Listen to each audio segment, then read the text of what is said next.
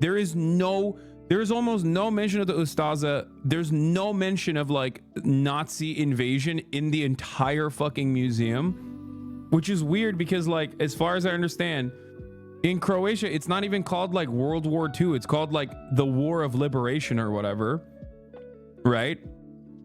So, like, it doesn't. It's just like, yeah, they were ruthless. It's true. The partisans were fucking brutal. It is true. Except, who were they ruthless to?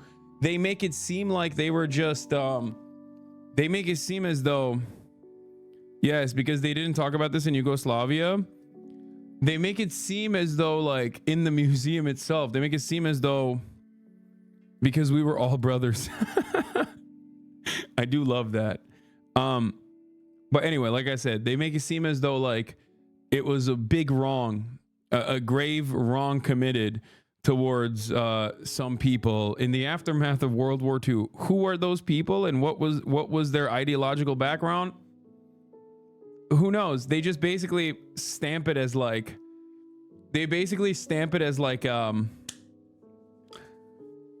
anyone who was accused of being a collaborator was like ruthlessly slaughtered. And it's like, okay.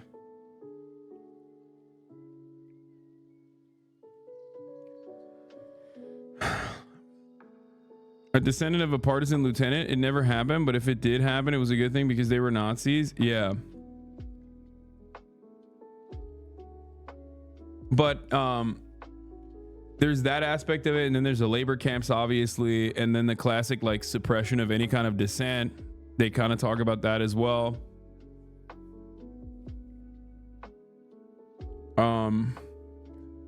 Not big fans of Stalin out here, that's for sure. That makes sense though. And I did get the vibe that they kind of liked, like, the museum. The vibes I got was basically that, like, I mean, this is the most positive you're ever gonna fucking, this is the most positive coverage and treatment of events that you're ever gonna get, because it's not in America or in the Western world. So like, so it was still like very positive overall towards Tito, towards Yugoslavia, but you know, it was hypercritical of a lot of the aspects. But beyond that, I found it particularly interesting that they talked about liberalization and like economic reforms as like a net benefit across the board. Like decentralization aside, like Yugoslavian socialism being a completely separate a concept, not a separate concept, but like a separate mechanism to achieve socialism is one thing, right? Like market socialism, Titoism. Having said that, beyond that, I did feel like they mostly talked about like Western allegiances being a great benefit to Yugoslavia, which ultimately it was, as long as you're talking about money, but also it simultaneously led to like the 80s economic downturn. Like they briefly mention it, but there's like, wow, there's a lot of unemployment. I don't know why that's happening as the privatization is occurring.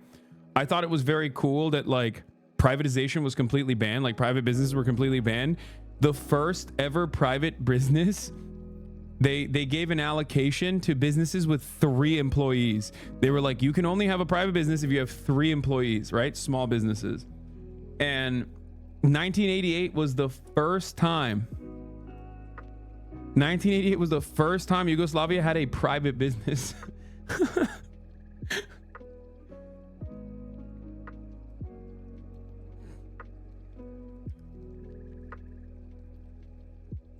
But yeah. The agrarian reforms, they talk about that a lot as well, which I thought was cool.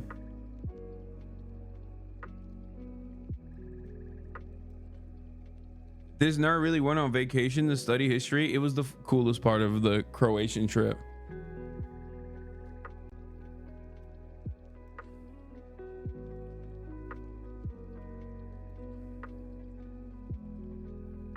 My dad bought an apartment at 21 after working for 3 years in Tito's Yugoslavia.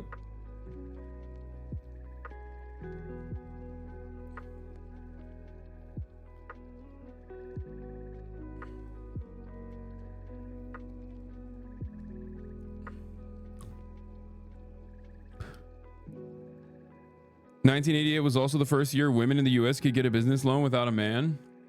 I mean, 1946 is like when women had full rights and full equality in Yugoslavia.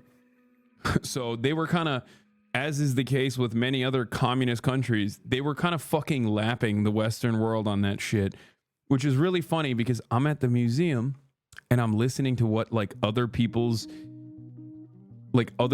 criticisms are, I guess, because like a lot of the people that enter the museum are like, I suspect academics, but like, you know, Westerners with like not exactly the fondest opinion of socialism. So this like older lady was telling her daughter, like, of course there were no women in positions of power, it's all men. And I was like white knuckling. I just wanted, so I didn't say anything. I didn't want to be like, International Women's Day is literally a communist product, okay?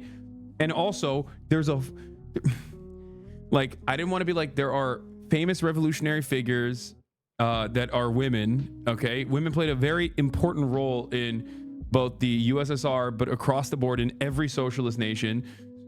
Socialist and communist countries were literally ahead of Western nations in terms of like giving autonomy and equality to women and constitutionally protecting said equality. And I didn't say anything. I shut the fuck up. It's just, all I'm saying is she was wrong, and now I'm having shower conversations basically.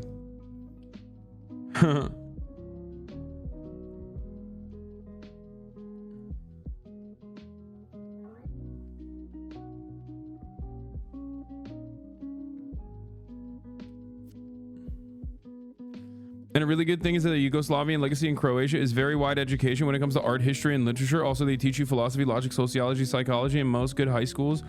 And I'm very thankful for it, even though I'm a STEM nerd, still flexing and spamming. I'm sorry, I really want you to see this message. I see it. Yeah.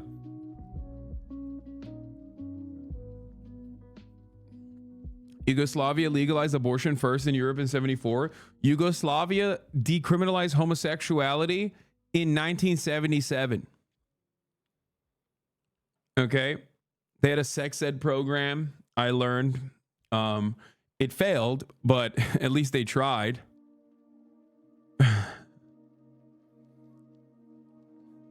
Yeah, Yugoslavia decriminalized homosexuality in 1977. Yeah, that's before homosexuality was even invented, dude. People didn't even know you could be gay back then. So, you know. Yugoslavia forever. Anyway.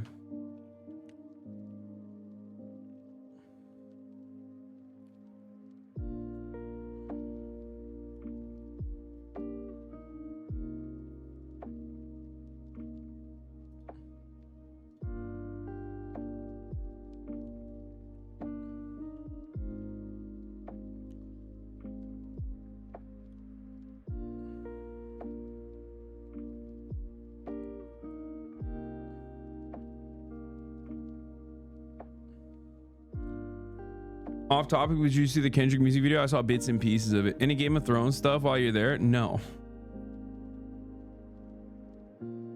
No, I didn't do any Game of Thrones shit, even though technically everything is Game of Thrones shit in I was about to call it Yugoslavia.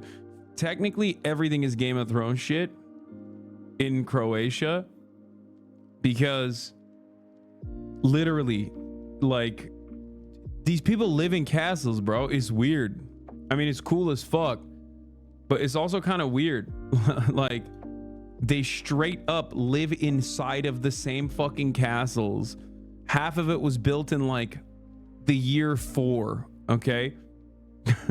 Like, and sunk, but still. Like, I'm talking like some of the fucking fortress walls that like surround the old town are like super old, and people just live in them. Yeah, I'd walk around carrying a sword. Yeah, no, the vibes are like that for sure. The vibes are like that, absolutely. Like, when I was approaching the dock on my boat, okay, I felt like like an Ottoman merchant. You know what I mean? Like, I'm about to sell spices to these Croatians, to the Hrvats.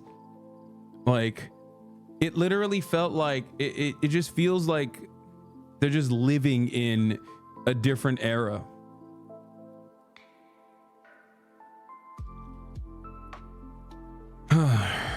But yeah, do they have modern appliances? Yes, their internet is ass, but everything else is fine.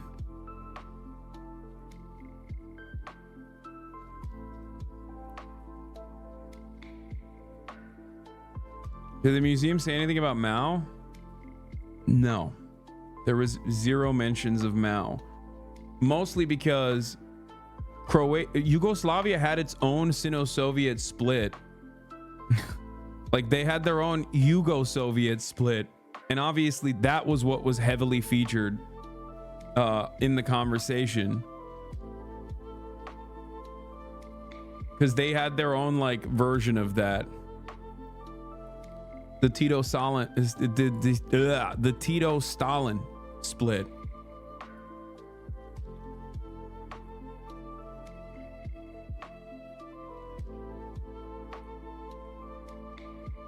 Do you celebrate the 4th of July with Croatians? Thanks in advance. No. Do you want to visit similar museums while you're in China? I would love to. The difference is the Chinese museums will be an accurate reflection of history with no revisions.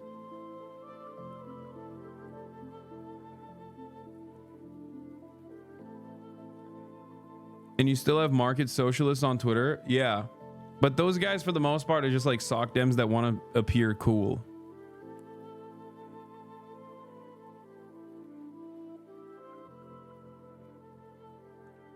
Most people who are like, oh, I'm a Titoist, they just fucking say that because, you know, they're just social democrats who are incredibly reactionary, oftentimes very pro-NATO, you know.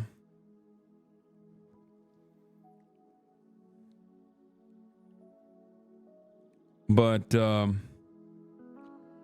that's it.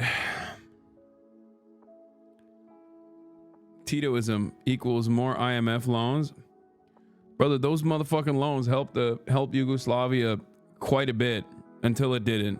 A lot of privatization that occurred, and then it didn't help at all. But the point is, if there was a country if there was a world where like America was like the USSR, okay, if America was like the USSR and did a Marshall Plan for communism, the world would be very different.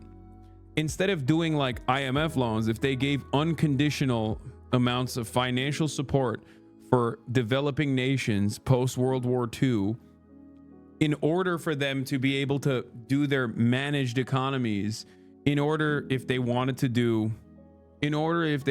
like fucking state controlled, centrally planned governance, or if they wanted to do market socialism, whatever the fuck they wanted to do, if they were just like giving them unconditional money, yes, we would have global communism today. It's just money, man. That's it. Yugoslavia was the third largest economy in Europe in its prime. Yugoslavia had an entire decade from 53 to 63 with the largest productive growth, 9% each year,